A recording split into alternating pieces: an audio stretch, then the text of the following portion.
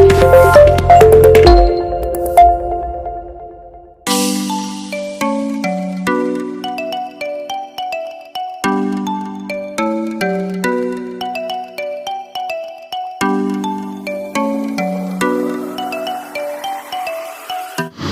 कृषक बंधु आम चाषबास चैनल रे आपन को स्वागत करुछि।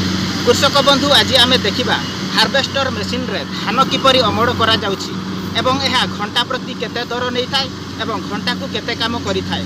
तेबे चलंतु कृषक बंधु आज आमे देखिबा हार्वेस्टर मेसिन रे धान किपरि अमड़ करा जाउछि।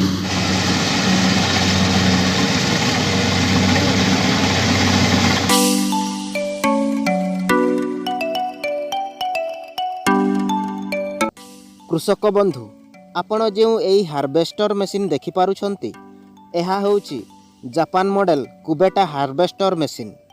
एही मेसिन धान अमड़ पई व्यवहार करा जाए। पानी एवं कादुअरे मध्य एही हार्वेस्टर मेसिन द्वारा धान काटी अमड़ करि पारिबे। घंटा प्रति 1 एकर जमीर धान काटी अमड़ करि थाए। एही मेसिन रो बकेट रे 12 रु 14 बस्ता मध्य रे धान धरि थाए, जहाँकि 6 रु 7 क्विंटाल मध्य होई थाए। 18 रु 20 मिनिट मध्य गोटे बकेट धान अमड़ करि थाए। एही मेसिन रे धान काटी अमड़ करिबा पई घंटा को 3000 रु 3500 टंका मध्य भड़ा खर्च होई थाए। एही मेसिन रे धान काटी अमड़ करिबा द्वारा कम समय एवं कम खर्च लागि थाए।